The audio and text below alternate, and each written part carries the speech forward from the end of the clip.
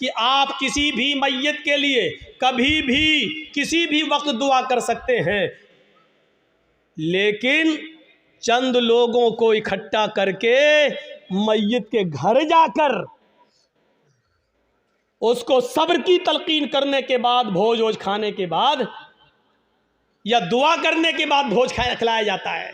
मुझे नहीं मालूम आपके यहाँ क्या होता है।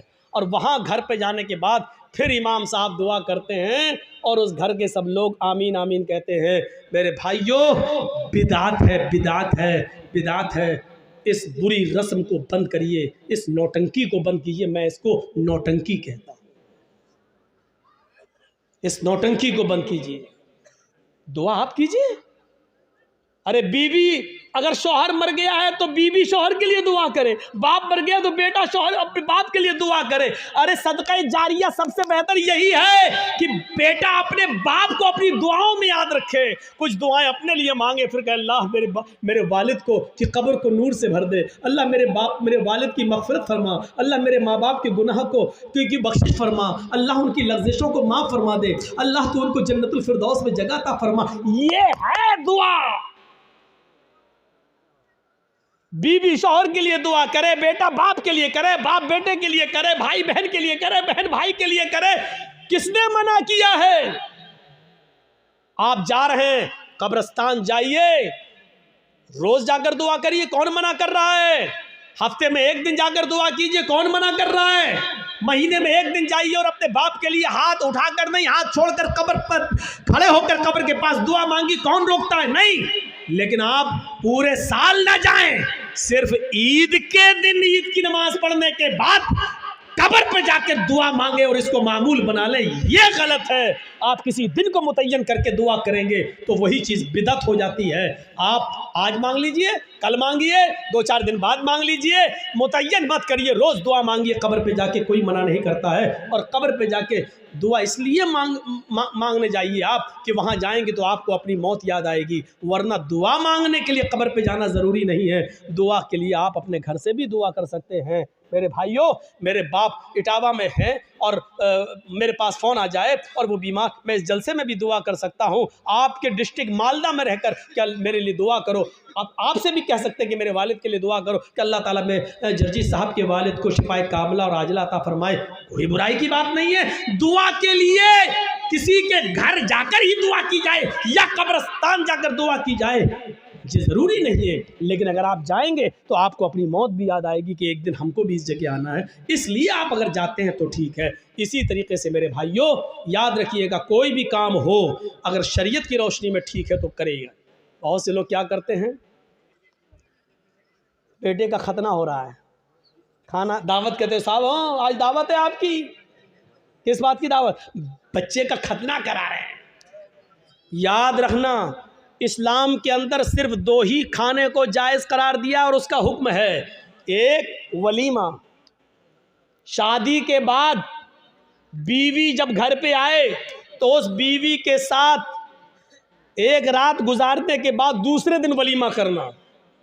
बहुत से लोग ये कहते हैं कि बीवी के साथ जब तक मुजामियत या हमबिस्तरी ना कर ली जाए वलीमा नहीं। बीवी आ गई, रात आप उसके साथ बैठ गए, 2-4 गुफ्तगू हो गई, बातें हो गई, बस हो गया। उसके बाद सुबह होकर आप वलीमा कर सकते हैं, जायज़ है आपके लिए। अगर सोहबत और हमबिस्तरी हो जाए तो और अच्छी बात है, ठीक है। उसके बाद दुआ करिए और वलीमा करिए, ठीक। एक तो वलीमा सुन्नत है। दूसरी बात सुन लीजिए, लड़की वाले के यहाँ खाने का कोई सबूत नहीं है। जिसको चोर और डाकू बन के जाना हो वो जाए। लड़की वाले को न खिलाने का हुक्म है, ना लड़की वाले के यहाँ ज़बरदस्ती बैठकर खाने का हुक्म है, न शरीयत ने लड़की वाले को खिलाने का मुकल्लफ बनाया है। वलीमे को सुन्नत कहा है। एक सहाबी अल्लाह के नबी के पास आए, आपने देखा उनके कपड़ों पर कुछ पीलापन है, जाफरान लगी हुई है, खुशबू आ रही है। आपने कहा ये क्या? कहा अल्लाह के नबी शादी कर ली। अच्छा, सैयबा से या बाकिरा से, कुंवारी या शादीशुदा थी, तलाकशुदा? कहा अल्लाह के नबी बाकिरा तो नहीं है, कुंवारी, लेकिन हाँ एक बेवा से शादी की जिसका शौहर इंतकाल हो चुका। ऐसा क्यों किया? कुंवारी से शादी करते। कहा अल्लाह के नबी मेरे माँ बाप का इंतकाल हो चुका है और वो इस दुनिया में नहीं है। मेरी छोटी छोटी बहनें हैं, मेरी छोटी छोटी बहनें हैं। मैंने सोचा कि एक ऐसी औरत से निकाह करूं जिसको बच्चे पालने की महारत हो, तजर्बा हो, ताकि वो मेरी बहनों की अच्छी तरबियत कर सके। इस मकसद से मैंने शादी की। आपने कहा अच्छा कोई बात नहीं, वलीमा किया? कहा नहीं। आपने कहा वलीमा करो, देखिए हुक्म है, औलिम वलो बिशातिन, वलीमा करो। अगर ज़्यादा ताकत नहीं तो एक बकरी ही का करो, लेकिन करो।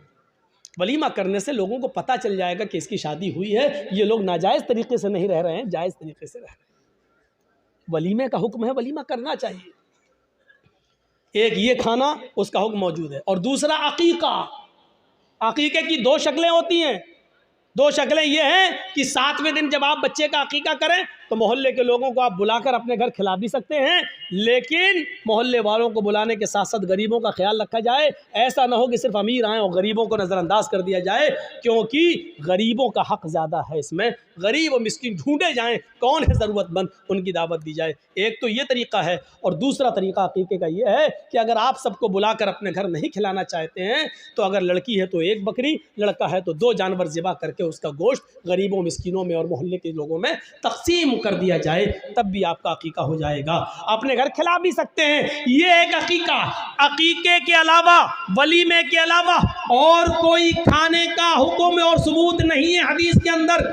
यहाँ तक कि कोई हाजी हज करके आता है और वो खुशी में अपने गांव वालों को खिलाता है, इसका मतलब यह है कि वो अपने हज की रिया और नमूद कर रहा है, दिखावा कर रहा है, लोगों को ये बता रहा है कि देखो मैं हज करके आया हूँ, इस खुशी में मैं लोगों को खाना खिला रहा हूँ। हाजी को हज का खाना भी नहीं खिलाना चाहिए। अगर ऐसी इबादतों पर खाना खिलाना जायज़ होता तो फिर नमाजी को नमाज पढ़ के आने के बाद भी खिलाना जायज़ होता। फिर ईद की नमाज पढ़कर भी किसी को दावत दे तो उसकी दावत भी जायज़ होती। मेरे भाइयों, क्योंकि यह इबादत है और फिर इबादत पर फिर एक आम रस्म बन जाएगी। फिर ज़कात देने वाला ज़कात देने की खुशी में खिलाएगा, लो आज हमने इतनी ज़कात दी। फिर रमज़ान का रोज़ा रखने के बाद, 30 रोज़े पूरे होने के बाद फिर लोग दावत दे, ओ मैंने 30 रोज़े रख लिए। लो, हज भी एक इबादत है। जब इन इबादतों पर आप किसी को खाना नहीं खिलाते हैं तो हज पर भी आप किसी को खाना नहीं खिला सकते। जब हज जैसी इबादत पर खाना नहीं खिला सकते तो फिर खतने का खाना कैसे जायज़ हो सकता है? मेरे प्यारे साथियों, खतने का खाना जायज़ नहीं है, ना खतने की दावत जायज़ है। हाँ, अगर अकीके वाले दिन ही आप बच्चे का खतना कर रहे हैं तो लोगों को अकीके की दावत दीजिए, खतने की दावत मत दीजिए। और ये कहिए कि हमारे यहाँ अकीका हो रहा है, अकीके का खाना खाइए। और मैं खतने का नहीं, खतने की अगर कोई दावत देता है तो आप उस दावत को रिजेक्ट करिए और उस खतने की दावत में आप मत जाइए, क्योंकि खतने की दावत में शिरकत करना जायज़ नहीं है। हम लोग तो जलसा ख़त्म होने के बाद कहते हैं अल्लाह जब तक ज़िंदा रखना ईमान पर, इस्लाम पे रखना, और जब ख़ात्मा हो तो ईमान पर हमारा ख़ात्मा फरमाना। हो गई तकरीर, ख़त्म, जाओ। अब 1 साल के बाद जब जर्जी साहब आएंगे तब तक आप इस्लाम पे अमल करेंगे। कोई मर गया तो वो ईमान पर उसका ख़ात्मा हुआ। हमने सब कुछ दुआओं को ही समझ लिया है। सहाबा किराम सब कुछ करने के बाद दुआ करते थे। अल्लाह के रसूल पहले अल्लाह पर भरोसा किए, 313 लोगों को निकाल के लाए। 313 सहाबा ने अपनी ज़िंदगी अपनी हथेली पर रख ली, सर पे कफन बांध लिया कि अब घर लौट के नहीं जाना है। 1000 का लश्कर सामने, अब अल्लाह के नबी दुआ कर रहे हैं कि अल्लाह अगर ये 313 मिट गए तो कभी ज़िंदगी में तेरा नाम लेने वाला कोई नहीं होगा। अब ये तू सोच ले, ऐ मेरे परवरदिगार, इनको ज़िंदा रखना है या नहीं। अगर तुझे अपनी इबादत बाकी रखना है तो हमारी हिफाजत फरमा, अगर अपनी इबादत बाकी नहीं रखना है तो हम मरते हैं मर जाएं, कोई परवाह नहीं। मेरे भाइयों, तसव्वुर करो हमने क्या किया अपने आप को। बस हराम खाते जा रहे हैं कि अल्लाह हमें हराम खाने से बचा ले। सारी बुराइयां, हम शराब पीते जा रहे हैं, फिर कह अल्लाह हमें शराब की लत लग गई, अल्लाह हमें शराब से बचा ले। अल्लाह के बंदे पहले सब कुछ छोड़ फिर दुआ कर। अल्लाह के बंदे पहले हराम छोड़ और हलाल खा और उसके बाद दुआ कर के अल्लाह मुझे अब जो हलाल खाया है इसी पर कायम रहना, अल्लाह हराम का लुक़मा मेरे हलक के नीचे ना उतरने पाए। अब दुआ करो, हराम खाते जाओ और दुआ करो अल्लाह हराम से बचा ले। शराब पीते रहो और दुआ करो अल्लाह शराब से बचा ले। बेपर्दगी के साथ हमारी माँ बहन बेटियां निकलती रहो और दुआ करें अल्लाह हमें पर्दा करने की तौफीक अता फरमा। जिंदगी में नहीं मिलेगी ऐसी तौफीक। इन्नल्लाह ला युगय्यिरु मा बिकौमिन हत्ता युगय्यिरु मा बिअनफुसिहिम। अल्लाह किसी कौम की हालत उस वक्त तक नहीं बदलता जब तक कि कोई कौम अपनी हालत को खुद बदलने की फिक्र नहीं करती है। पहले हमें चेंज होना पड़ेगा, पहले हमें बदलना पड़ेगा। पहले ज़माने की औरतें अगर अपने बच्चों को बद्दुआ भी देती थी तो उसमें भी दुआ निकलती थी। बच्चा शरारत कर रहा है, कभी ये कभी वो उठाया फेंक दिया, कभी माँ परेशान, आय हाय हाय माँ परेशान, और माँ ने गुस्से में अपने अंदाज में बद्दुआ दी। लेकिन आप इसको बद्दुआ नहीं कह सकते हो। जब देखा कि बच्चा बहुत शरारत कर रहा है तो बद्दुआ देते हुए कहा अल्लाह तुझे काबे का इमाम बना दे। गुस्से में बद्दुआ भी दी तो उसमें भी दुआ छलक रही थी। यानी उस जमाने की औरतों को गुस्से में भी ऐसी बद्दुआएं नहीं मालूम थी कि जो बच्चों की जिंदगी तबाह कर दे। हमारी माओ की जबान से क्या निकलता, कुत्ते मर जाओ, परेशान करके रख दिया।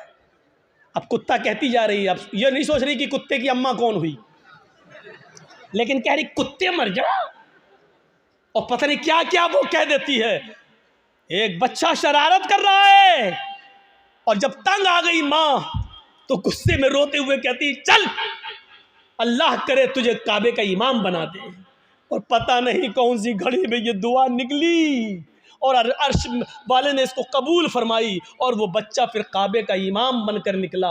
और ऐसा इमाम बना कि आज जिसको आज सुदैस के नाम से याद किया जाता है, कारी सुदैस, ये काबे के जो इमाम आज भी मौजूद हैं, ये उसी माँ की दुआ का नतीजा है जो उसने गुस्से में दी थी और अल्लाह ने उस बच्चे को काबे का इमाम बनाया जो आज भी काबे का इमाम है। ज़रूर उस माँ ने अपनी हलक के नीचे कभी हराम लुक़मा नहीं उतारा होगा। अगर हराम लुक़मा खाया होता तो ये दुआ कबूल ना होती। ज़रूर उस माँ की रगों में हलाल खून दौड़ रहा था और हलाल खून दौड़ने की दुआ का नतीजा था कि वो बच्चा काबे का इमाम बना। अगर आप चाहती हो कि हमारे बच्चे इब्न तैमिया बने, हमारे बच्चे सनाउल्लाह मरसरी बने, हमारे बच्चे इब्न क़य्यिम बने, इब्नुल जौज़ी बने, हमारे बच्चे अहमद इब्न हम्बल बने, हमारे बच्चे इमाम मालिक की तरह बने, तो आए मेरी माँ बहनों, तुम्हें अपनी रगों में हलाल खून दौड़ाना पड़ेगा, हलाल रोज़ी खाना पड़ेगी, रिज़्क़ हलाल का एहतिमाम करना होगा। आधी रोटी सही लेकिन हलाल, भूखा सो जाना गवारा है लेकिन हराम लुक़मा खाना गवारा ना हो, तब तुम्हारे कोख से पैदा होने वाले बच्चे इब्न तैमिया बनेंगे, इब्न क़य्यिम बनेंगे, सनाउल्लाह बनेंगे, इमाम मालिक बनेंगे, अहमद इब्न हम्बल बनेंगे, तब बनेंगे। सब कुछ खाती रहो और कहो कि अल्लाह हमारे बच्चे को काबे का इमाम बना दे, नहीं हो सकता है। ये तल्ख जुमले तुम्हें सुनना पड़ेंगे।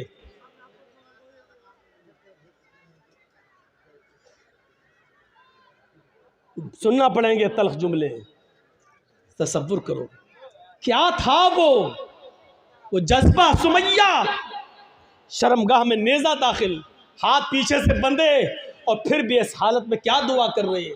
आप ये नहीं कहोगे आपका बेटा हॉस्पिटल में भर्ती है, वेंटिलेटर पर रखा हुआ है, या कोई बाप वेंटिलेटर पर रखा है, आप हमारे पास आएंगे जर्जी साहब महलदार पाड़ा में आए, जुमे का खुतबा देना है, आप पर्ची लेके आएंगे मौलाना साहब जुमे के खुतबे में के बाद हमारे अब्बू के लिए दुआ कर दीजिए अल्लाह उनको शिफाए कामिला अता फरमाए। ऐसे मौके पर भी आपको इस दुआ की फिक्र होगी कि हमारे अब्बू के लिए दुआ कर दो कि अल्लाह उनको शिफा दे, लेकिन इस मौके पर दुआ ये नहीं होगी कि अल्लाह रब्बुल आलमीन से ये दुआ कीजिए कि मेरे बाप का खातिमा ईमान पर हो, वो इस दुनिया से जाए तो गुनाहों से पाक साफ जाए, अल्लाह मेरे बाप को गुनाहों से तौबा करने की तौफीक अता फरमा। ये दुआ आप नहीं करवाएंगे मस्जिद के इमाम से और जर्जी साहब से, आप दुआ ये करवाएंगे कि कहो अल्लाह ताला उनको शिफाए कामिला और आजिला अता फरमाए। मैं ये नहीं कह रहा हूँ कि ये दुआ करना गलत है, जायज़ है, लेकिन सुनो हज़रत सुमैया ने उस मौके पर यह नहीं कहा अल्लाह मेरी हिफाजत फरमा, अल्लाह इसने नेज़ा मारा है तू मुझे शिफा दे,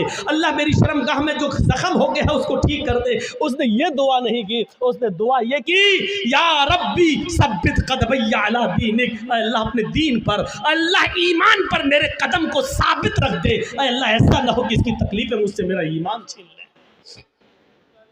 ये क्या चीज़ थी? ये ईमान था। ये ईमान था, ये कौन सा जज्बा था? आइए जरा मुझे इस जज्बे की तरफ लेकर चलिए और बताइए ये कौन सा जज्बा था कि हजरत इब्राहीम अलैहिस्सलाम को हुक्म होता है कि अपनी बीवी हाजरा को और छोटे बच्चे इस्माइल को बियाबान जंगल में छोड़कर चले आओ। इब्राहीम अलैहिस्सलाम अपनी बीवी हाजरा को और उस बच्चे को लेकर जा रहे हैं। उस वक्त तक बीवी को पता नहीं कि ये मुझे लेके कहाँ जा रहे हैं। मेरा शौहर है, जहाँ जा रहा है मैं भी जाऊंगी। मेरा शौहर है, मुझे उनके साथ चलना है। मेरे पति है, मुझे उनके साथ जाना है। चंद दिनों के सफर के बाद एक बियाबान जंगल आ जाता है। उस बियाबान जंगल के अंदर अपनी बीवी को छोड़ देते हैं, अपने बच्चे को छोड़ देते हैं। हाजरा को उसी जंगल में छोड़ दिया। इस्माइल जो अभी अपनी माँ का दूध पीते हैं उसी जंगल के अंदर छोड़ दिया। थोड़ी देर बैठते हैं, सस्ताते हैं और फिर वहां से जाने लगते हैं। इस मंजर पर जरा गौर कीजिए मेरे साथियों, ये मंजर हमें कुछ और बताता है। उस बियाबान जंगल में छोड़ दिया। आज जिस जंगल को हम मीना के नाम से जानते हैं, मीना की वादी के नाम से जानते हैं, उस जंगल में छोड़ दिया है। आपको पहले उसकी एक कंडीशन बता दें, आप यहां से कलियाचक तक जाएंगे, जगह जगह पर आपको बिजली के पोल मिलेंगे, जगह जगह पर आपको बिजली के खंभे मिलेंगे, आप रोशनी पाएंगे और सीधे कलियाचक पहुंच जाएंगे। लेकिन उस जमाने में बिजली के खंभे नहीं लगे हैं, दिन में भी साएं साएं बीत रही है। इब्राहीम अलैहिस्सलाम ने, हाजरा ने उस जंगल में दाएं बाएं देखा, बड़े बड़े दरख्त तो लगे हैं लेकिन दरख्तों पर एक चिड़िया भी नजर नहीं आ रही है। चिड़िया कैसे नजर आएगी? क्योंकि दूर दूर तक पानी का पता नहीं है, पानी का नामो निशान नहीं है। चिड़िया भी ऐसे दरख्तों पर अपने नेस्ट, अपने घोंसले बनाती हैं जहां आसपास पानी हो, वो पानी पी सके और अपने बच्चों के लिए अपनी चोंच में पानी खींच कर लाकर अपने बच्चों को पिला सके। जब जंगल में दूर दूर तक पानी नहीं तो जंगल में एक भी चिड़िया, एक भी परिंदा भी नहीं दिखाई दे रहा है। सोचो, ऐसे बियाबान जंगल में हुक्म होता है कि यहीं अपनी बीवी को छोड़ दो। हजरत इब्राहीम थोड़ी देर बैठते हैं, फिर वहां से चलने लगते हैं। हाजरा ने देखा कि इब्राहीम जा रहे हैं, यहां तो कोई दुकान भी नहीं कि कोई सौदा लेने जा रहे हो, यहां तो दूर तक कोई सब्जी फरोश भी नहीं दिख रहा है कि जिससे सब्जी खरीदने जा रहे हो। जब उनको जाते हुए देखती हैं, अपने बच्चे को जमीन पर लिटाती है, जमीन पर, और पीछे पीछे चल के कहती हैं, कहां जा रहे हो? इब्राहीम अलैहिस्सलाम ने इस जुमले का जवाब नहीं दिया। कहां जा रहे हो? कुछ नहीं बोला, सीधे और आगे बढ़ते हैं। बीवी ने कहा, रे मैं पूछ रही हूं कहां जा रहे हो? इब्राहीम अलैहिस्सलाम ने अभी भी जवाब नहीं दिया। इब्राहीम अलैहिस्सलाम सीधे चले चले जा रहे हैं, पीछे मुड़कर देखने का नाम नहीं लेते। न बीवी को देख रहे, न बच्चे को देख रहे हैं, चले चले जा रहे हैं। हाजरा ने अब पीछे से उनका दामन थामा, पीछे से उनका कुर्ता पकड़ा, पीछे से उनका दामन पकड़कर खींचा और खींच कर कहा, मैं कुछ पूछ रही हूं कि कहां जा रहे हो? हजरत इब्राहीम अलैहिस्सलाम ने ऐसे अपनी बीवी का हाथ पकड़ा और उसको यूं पकड़ के झटक दिया और आगे बढ़ने लगे। तब बीवी चीख कर कहती है, आए इब्राहीम, कुछ तो बोलो, क्या मैंने आपकी बीवी होकर आपकी कोई नाफरमानी की है? हक के रिफाकत को अदा करने में मुझसे कोई गुस्ताखी हुई है? मियाँ बीवी के जो हुकूक होते हैं उसमें कोई हमसे कमी हुई है? खिदमत में कोई कमी हुई है? आपकी सेवा में कुछ कमी हुई है, मुझसे कोई लग़्ज़िश हुई है जो इस बियाबान जंगल में मुझे और इस बच्चे को अकेले छोड़ के जा रहे हो। इब्राहीम अलैहिस्सलाम की आंखों में आंसू आ गए, लेकिन आंसुओं को जमीन पर नहीं गिरने दिया। आंखें चढ़ा ली, नजरें आसमान पे डाली और आंखों से गिरने वाले आंसुओं को आंखों ही में पी गए। उसका एक कतरा भी जमीन पर नहीं गिरने दिया। फिर इसका भी जवाब नहीं दिया, आगे बढ़ते गए। जब इसका भी जवाब नहीं मिला तो हाजरा एक जुमला कहती हैं, ऐ इब्राहिम जा रहे हो तो जाओ, लेकिन ये बताओ कि कब आओगे। इब्राहिम अलैहिस्सलाम के पास इस बात का भी जवाब नहीं, कुछ नहीं बोल रहे हैं। आगे बढ़ते चले जा रहे हैं, खुशी खुशी लाए, अच्छी बातें करते हुए लाए, बीवी से प्यार भरी बातें करते हुए लाए, लेकिन जब जंगल में छोड़ा तो ऐसे पीठ फेर ली जैसे ये मेरी बीवी ही ना हो। जो पूछ रही है उसका भी जवाब नहीं, बीवी के सवाल भी गलत नहीं है, सही कह रही है कि मुझे अकेले इस बच्चे को अकेले छोड़ के जा रहे हो, और वो भी बियाबान जंगल में, लेकिन जवाब नहीं है। आगे और बढ़ते हैं तो लास्ट में बीवी कहती है, हाजरा इब्राहिम जब तुम जवाब ही नहीं दे रहे हो, ये भी नहीं मालूम कि कब आओगे, शाम तक आओगे, कल आओगे, 2 दिन बाद आओगे, 1 हफ्ते के बाद आओगे, 1 महीने के बाद आओगे, 1 साल के बाद आओगे, या आओगे ही नहीं। किसी भी सवाल का जवाब जब तुम्हारे पास नहीं है तो मैं इसको क्या समझूं, इसका भी जवाब नहीं। कहती है, इब्राहिम मैं आपकी बीवी हूं, मैं आपकी अमानत हूं, पता नहीं आप कब आए, अपनी इस अमानत को किसके हवाले करके जा रहे हैं, ये तो बता दो।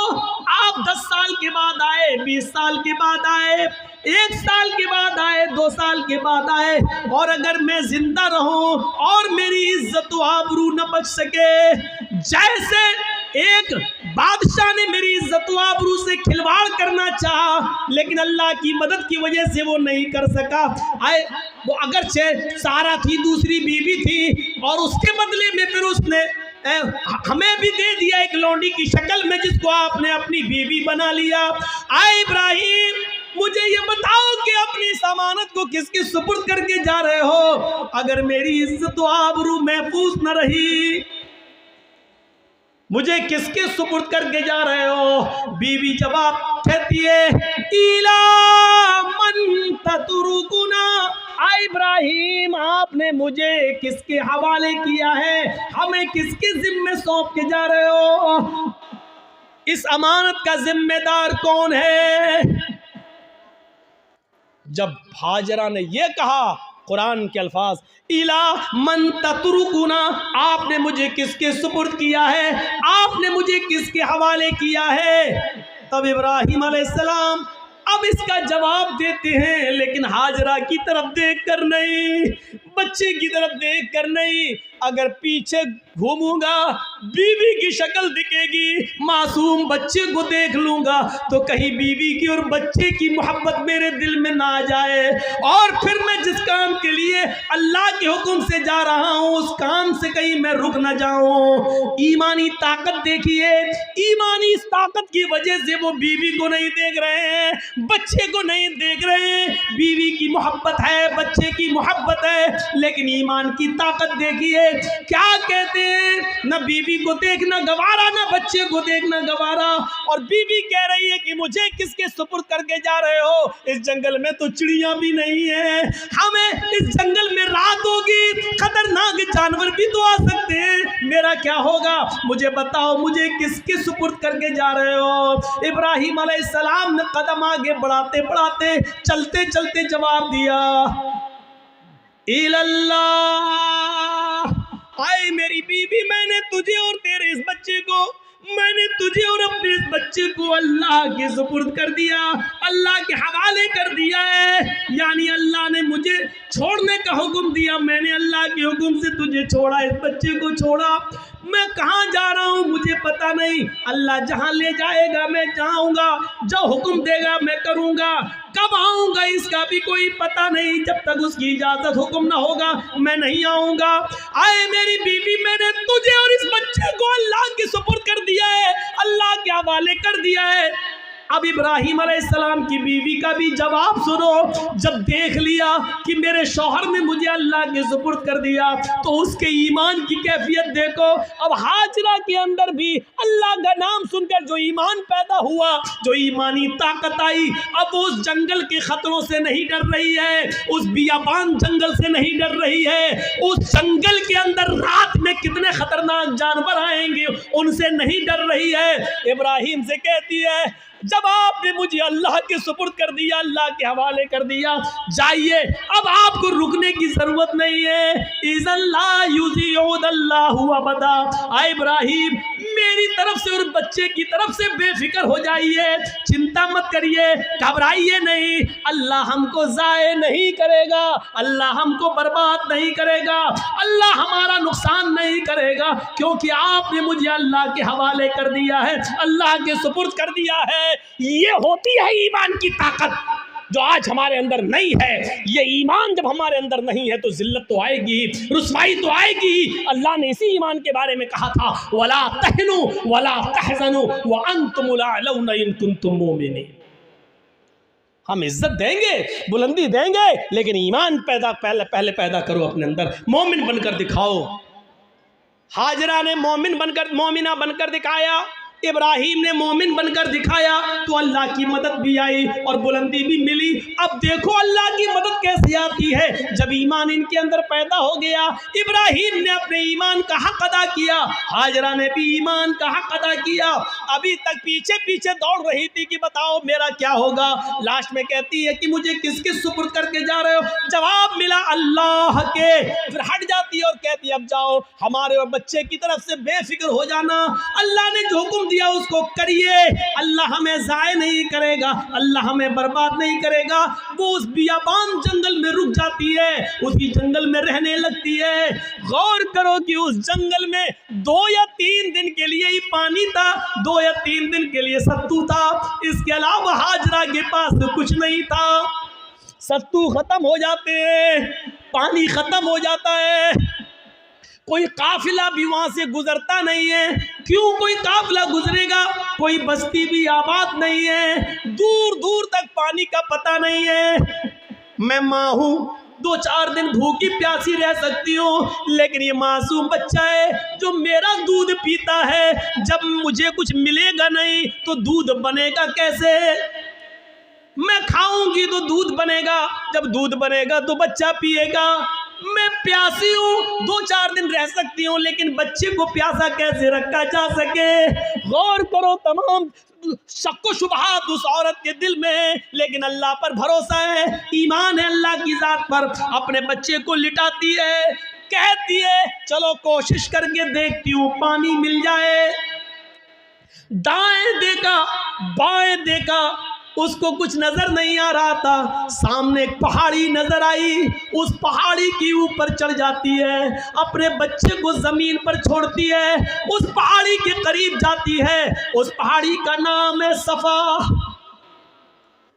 उस पहाड़ी पे चढ़कर, ऊंचाई पे चढ़कर नीचे की तरफ देखती है। हम तो मस्जिद की छतों पे चढ़ के चांद को ऊपर की तरफ देखते हैं, ईद का बकरीद का चांद। वो ऊंचाई पर चढ़कर नीचे की तरफ देखती है, शायद इस पहाड़ी के नीचे कोई बस्ती रहती हो, कोई गांव हो, कोई अल्लाह के बंदे रहते हो, और मैं उनसे थोड़ा सा पानी मांग लूं बच्चे को पिलाने के लिए। वो जिस उम्मीद के साथ गई, उसकी उम्मीद पूरी नहीं हुई। पहाड़ी पे चढ़ के नीचे देखती है, लेकिन वहां कोई बस्ती नहीं है, कोई आबादी नहीं है, कोई गांव नहीं है। उसने उस बस्ती, उस पहाड़ी पे चढ़ के फिर घूम कर दूसरी तरफ देखती है कि उधर भी एक पहाड़ी नजर आ रही है। चले उस पहाड़ी के ऊपर चढ़ के देखे उधर पानी मिलता हो, या उस बस्ती के, उस पहाड़ी के नीचे कोई बस्ती आबाद हो। वो वहां से चलती है, कुछ देर रुक के चलती है, स्लो चलती है, और बच्चे की प्यास जब उसके दिमाग में आती है तो थोड़ा सा तेज दौड़ती है, तेज दौड़ती है, फिर थोड़ा सा स्लो होती है। वो 2-3 बार तेज दौड़ती है, 2-3 बार स्लो दौड़ती है। सफा से मरवा जाती है, लेकिन मरवा जाने के बाद भी उसको कोई बस्ती नजर नहीं आती। अब उसको मालूम है न सफा के नीचे कोई बस्ती है, न मरवा पहाड़ी के नीचे कोई बस्ती है, लेकिन बच्चे की प्यास जब देखती है तो बार बार जाती है। शायद कोई आने वाला आदमी मिल जाए, कोई काफिला मिल जाए, मैं किसी से पानी की चंद घूंट मांग कर बच्चे को पिला दूं। बच्चा अंगूठा अपने मुंह में रख के चूस रहा है। हदीस की किताबें कहती हैं सफा और मरवा के दौड़ दौड़ कर हाजरा ने 7 चक्कर लगा लिए। सफा से मरवा 1, मरवा से सफा 2, सफा से मरवा 3, मरवा से सफा 4, सफा से मरवा 5, मरवा से सफा 6, और फिर सफा से मरवा 7। फिर मरवा से सफा पर नहीं आई, 7 चक्कर लगाकर ना उम्मीद हो गई कि अब पानी नहीं मिलेगा, तो अपने बच्चे के पास आकर बैठ गई, नजरें आसमान पे डाली। इलाहुल आलमीन, तुझे मालूम है, तू सब कुछ जानता है, तेरी साथ से कोई चीज छिपी हुई नहीं है। 3 दिन पहले जब मेरा हस्बैंड, मेरा शौहर जा रहा था, मैंने उससे पूछा मुझे और इस बच्चे को किसके हवाले करके जा रहे हो? उसने कहा इल्लल्लाह, अल्लाह के हवाले। इलाहुल आलमीन, मेरा पति मुझे तेरे सुपुर्द करके गया है, इस बच्चे को तेरे सुपुर्द करके गया है। मैंने भी यकीन दिलाया अल्लाह मुझे ज़ाय नहीं होने देगा। इलाहुल आलमीन, मैंने आज तक अपने पति की अमानत में खयानत नहीं की है। मेरे पति का ये बेटा, मेरा ये बच्चा आगे चलकर दीन की खिदमत करेगा, मैंने दीन के लिए वक़्फ कर दिया है। आय अल्लाह, मेरे इस बच्चे के लिए ग़िज़ा का इंतज़ाम फरमा दे, पानी का इंतज़ाम फरमा दे। दिल से जो आह निकलती है वो असर रखती है, पर नहीं ताकत परवाज़ मगर रखती है। ऊपर से अल्लाह रब्बुल आलमीन ने जिब्रील को हुक्म दिया, आए जिब्रील क्या देख रहे हो? मेरी बंदी मुझे पुकार रही है और मेरा बंदा इब्राहिम इन दोनों को, इस्माइल और हाजरा को मेरे सुपुर्द करके गया है। अगर मेरे सुपुर्द करने के बाद भी ये दोनों भूखे और प्यासे मर गए तो फिर दुनिया से विश्वास उठ जाएगा, फिर ईमान किसके अंदर पैदा होगा? आए जिब्रील, जाओ, जिस जगह इस्माइल एड़ियां रगड़ रहे हैं उसी जगह पर तुम अपना पर मारो और फिर मेरी कुदरत का करिश्मा देखो। जिब्राइल आए और उसी जगह पर मारा और पानी का चश्मा उसी जगह फूट गया। इब्राहिम, हाजरा ने देखा कि पानी का चश्मा निकल गया तो वो रोकने लगी। पानी है, वो बह रहा है, वो रोक रही है, इधर ना चला जाए, उधर ना चला जाए। वो समझ रही थी शायद अभी ये थोड़ी देर के लिए बंद हो जाएगा, तो समेट रही हैं और जज्बात में कह रही, पानी तो बहता जा रहा है, वो ऐसे लेती चुल्लू, ऐसे रोक रही हैं और कहती जम जम, अबरानी जबान का लफ्ज़ जम जम। अरे कहाँ जा रहा, रुक रुक रुक, जम जम, जम जम का मतलब रुक रुक, ठहर जा।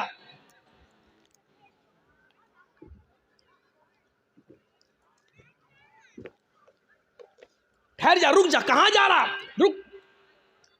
ये जमजम का लफ्ज़ भी अल्लाह के रसूल को इतना पसंद आया कि आपने जमजम के लफ्ज़ को जमजम ही रहने दिया, इसके लिए कोई अरबी का लफ्ज़ इस्तेमाल नहीं किया। रुक रुक, पानी नहीं रुकता तो उन्होंने मुडेर बांध दी, वही मिट्टी से इकट्ठा करके ऐसे बनाती चली गई, मुडेर बांध दी।